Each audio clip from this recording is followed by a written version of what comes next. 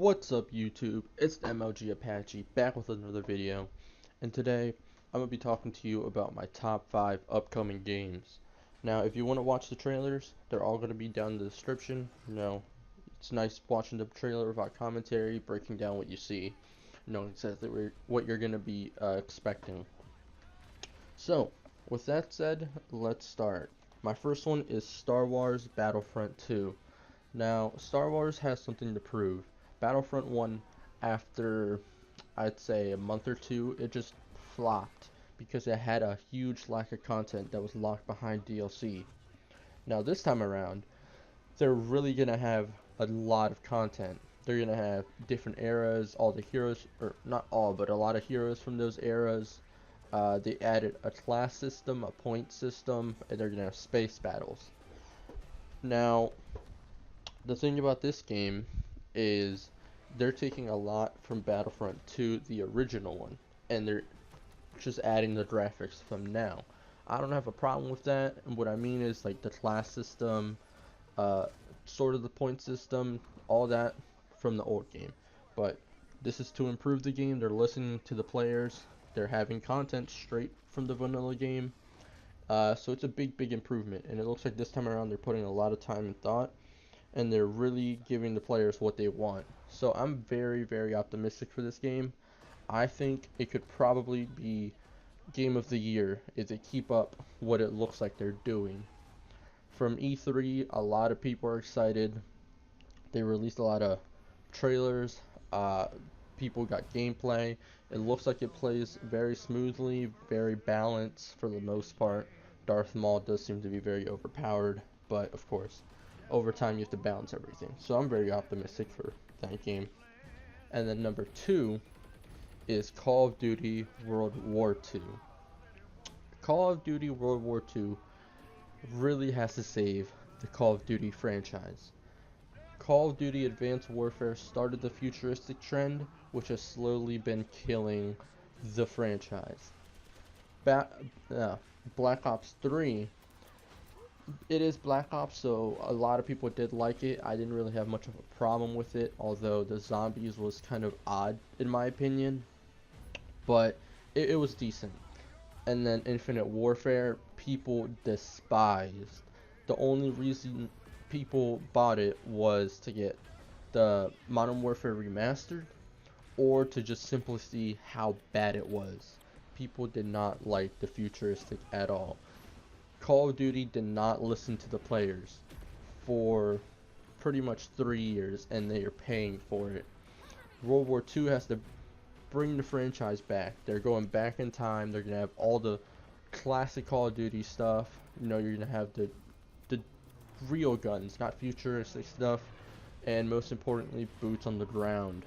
That's really important. A lot of players hated the whole jetpack dashing movement system. That was very odd. It made playing just really weird. So with that gone, I think Call of Duty is back to where it was before. Hopefully nobody brings back the futuristic trend, but we can only hope. I'm very optimistic for this game. I don't think it'll be game of the year, but I do think it will be one of the top games of the year simply because they are listening to the players. They're giving the players what they want, which is never a bad thing in video games. So they're doing a great job. And then number 3 is Destiny 2. Now, the thing with Destiny 2 is I'm very skeptical of it. It looks a lot like Destiny 1.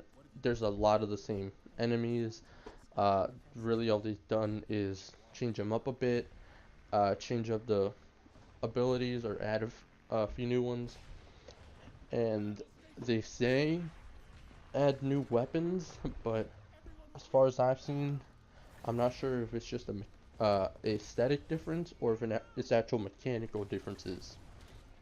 So I'm very skeptical of the game. They did say they're gonna have matchmaking for raids, which was one thing I hated with Destiny 1. It didn't have matchmaking for raids. But after thinking about it, it does bring up the question, will you be getting stuck with people that just don't know what they're doing? In my opinion, I think at first, yeah, you will be, but eventually, as time goes on, people are going to get a hang of it and know exactly what they need to do in the raids. So, really, that problem is just going to be at the beginning. And I never really liked multiplayer in Destiny, so that's not really a big thing for me. So, in my opinion, I'm very skeptical. It just looks like they took Destiny 1 and made it into Destiny 2 and added a whole different story. So that's just very lazy to me, in my opinion, especially with how big the development team is. But you never know; they might prove me wrong. It might be well, not completely different, but they might have some amazing stuff in the game I just didn't notice or I didn't expect. So, like I said, I'm skeptical, but I am hoping it'll be good because I do love a good game. And then number 4 is Red Dead Redemption 2. Now, this game is a sequel to Red Dead Redemption 1, so they really need to nail it down because if you mess up a very, very beloved game, the sequel, people are going to be mad. But however, it is a Rockstar game, and Rockstar is very, very consistent with their games. They did an amazing job with GTA 5, and hopefully they can do the same with Red Dead Redemption 2. GTA 5 they kept alive because of the free DLC. So if they do that for Red Dead Redemption 2, I think it will be an amazing, amazing game that people are going to be playing for a long, long time. Of course, GTA 5 did have server problems at first, but you kind of have to expect that from a, such a popular big game. So I'm very, very excited for Red Dead Redemption 2, and I think it will be good simply because it is a Rockstar game and they mostly really just put out amazing games, especially with how much time they've put into this one. And then last but not least is Assassin's Creed Empire. Now this is kind of a underdog pick for me. Not a ton of people play Assassin's Creed. Not a lot of people see it like game of the or top upcoming game. Of course, it's not going to be game of the year, but it is a really fun game to just have so you can play by yourself, just relax, play some story.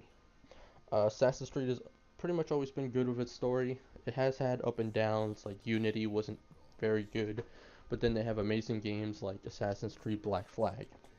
So, of course, they're going to Egypt, and they're going to have their usual hunting, ship battles, and story. So that's just very good in my opinion. Since it's Egypt, they have a ton of different uh, animals, weapons, whole new setting, whole new thing to explore. So, I mean, everybody did know it was going to be Egypt because there's only so many places they can go, but I like it. So I'm very excited for the game. I'm optimistic. I don't think they'll mess this one up. It looks great so far, especially with that like huge, like what is it, $1,000 legendary bundle they're giving out. You can't give that out unless it's an amazing game. So those are my top 5 games for that are upcoming. Let me know what your top 5 are. Do you agree with my list? Do you have one you'd switch out with a different game? Let me know down in the comments. Also, let me know what you want to see in my next video. Like, share, comment, subscribe. I really appreciate it and it helps me out a ton. And with that said, peace.